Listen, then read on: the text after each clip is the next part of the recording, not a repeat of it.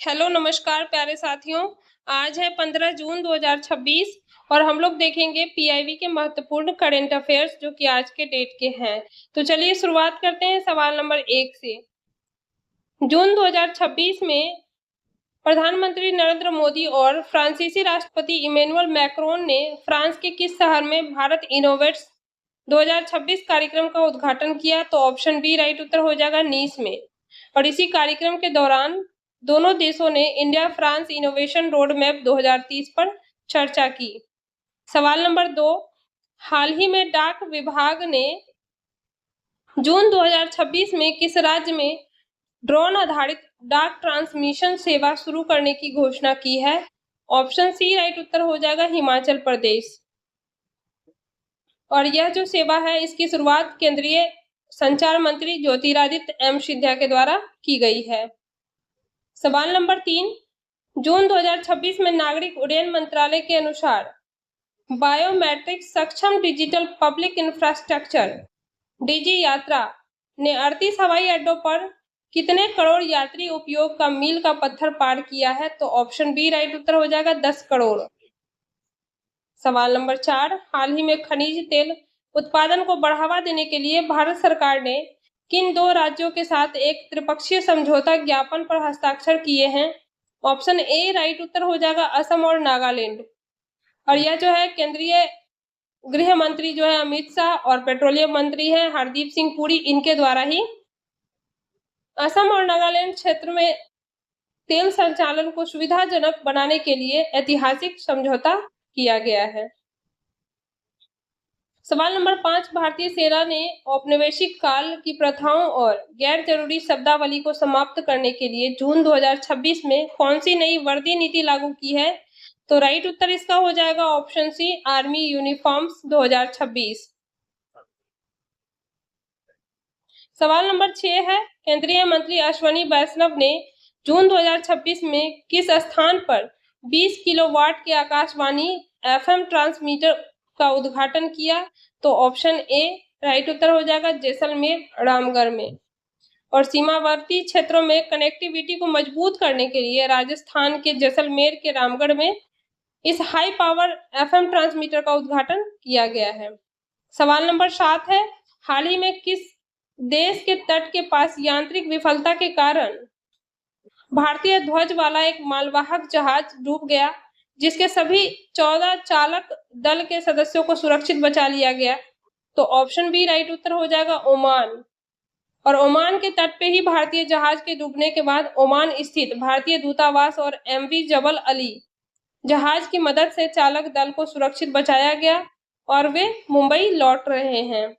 सवाल नंबर 8, स्वास्थ्य मंत्रालय के अनुसार आयुष्मान भारत डिजिटल मिशन ने जून 2026 तक कुल कितने करोड़ आभा खातों का ऐतिहासिक मील का पत्थर पार किया है?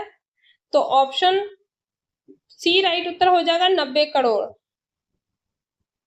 सवाल नंबर 9 है, जून 2026 में तेलहन किसानों को देशव्यापी कृत्रिम बुद्धिमत्ता आधारित सलाह देने के लिए आईसीएआर द्वारा शुरू किए गए भारत के पहले व्हाट्सएप प्लेटफॉर्म का नाम क्या है? तो ऑप्शन बी राइट उत्तर हो जाएगा ऑयल सीड्स किसान मित्र। और यह जो प्लेटफॉर्म है इसके तहत क्या होगा कि किसानों को फसलों से जुड़ी हुई वास्तविक समय की एआई सलाह देने के लिए इसको बनाया गया है और इसी के तहत इससे जो है किसानों को काफी मदद भी मिलेगी। सवाल नंबर 10 है, वर्ल्ड बैंक की जून 2026 की नवीनतम रिपोर्ट के अनुसार वित्तीय वर्ष 2027-28 में भारत की जीडीपी वृद्धि दर कितने प्रतिशत तक बढ़ने का अनुमान लगाया गया है? तो ऑप्शन सी राइट उत्तर हो जाएगा 7.2%। और विश्व बैंक के अनुमान के अनुसार भारत की अर्थव्यवस्था वित्त वर्ष 2026-27 में 6.6 रहने के बाद अब जो है 2027-28 में रफ्तार पकड़कर 7.2% पर पहुंच जाएगी। सवाल नंबर 11 है, जून 2026 में वित्तीय सेवा विभाग के सचिव के रूप में कार्यभार संभालने के बाद किसे भारतीय रिजर्व बैंक के केंद्रीय बोर्ड में शामिल नामित किया गया है? तो ऑप्शन ए इसका राइट उत्तर हो जाएगा संजय लोहिया को। सवाल नंबर 12 है, जून 2026 में अंतरिक्ष क्षेत्र के नियामक IN स्पेस के टैफ योजना के तहत फंडिंग के लिए कितने भारतीय अंतरिक्ष स्टार्टअप्स का चयन किया गया है? तो ऑप्शन बी राइट उत्तर हो जाएगा 3।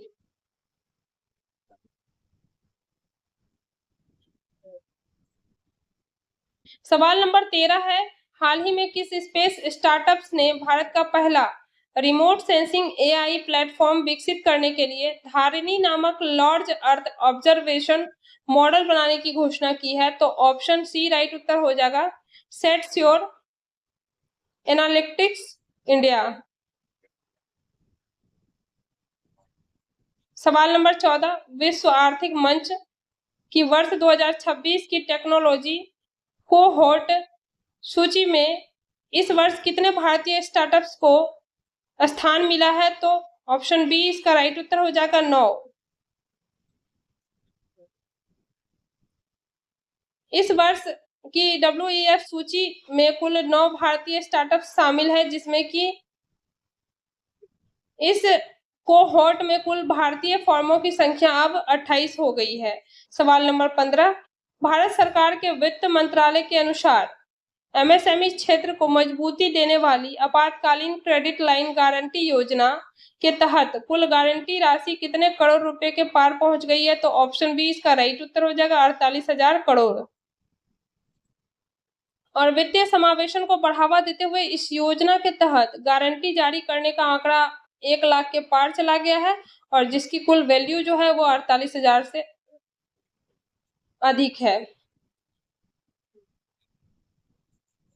सवाल नंबर 16, जून 2026 में किस मंत्रालय ने सुचारू अंतरराष्ट्रीय कराधान को लेकर decoding the new income tax act 2025 पर एक आउटरीच वेबिनार आयोजित किया? तो ऑप्शन सी राइट उत्तर हो जाएगा केंद्रीय प्रत्यक्ष कर बोर्ड CBDT वित्त मंत्रालय।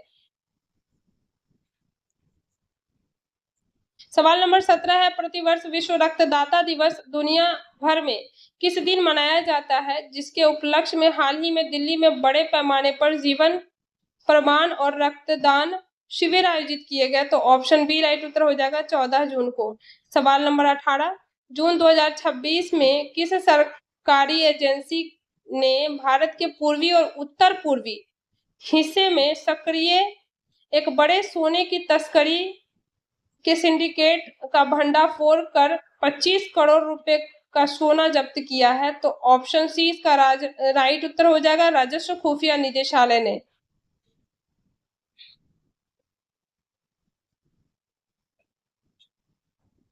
सवाल नंबर 19 है, भारत और किस पड़ोसी देश ने दोनों देशों के बीच द्विपक्षीय वित्तीय कनेक्टिविटी और डिजिटल भुगतान को बढ़ावा देने के लिए क्रॉस बॉर्डर प्रेषण तंत्र लॉन्च किया है? तो ऑप्शन बी राइट उत्तर हो जाएगा नेपाल। भारत और नेपाल ने सीमाओं के पार आसानी से और कम लागत में धन भेजने के लिए डिजिटल वित्तीय प्रणाली को आपस में जोड़ा है। सवाल नंबर 20, जून 2026 में भारत के किस मंत्रालय ने स्किल इंडिया मिशन के सफल 12 वर्ष पूरे होने का जश्न मनाया है? तो ऑप्शन सी राइट उत्तर हो जाएगा कौशल विकास और उद्यमिता मंत्रालय।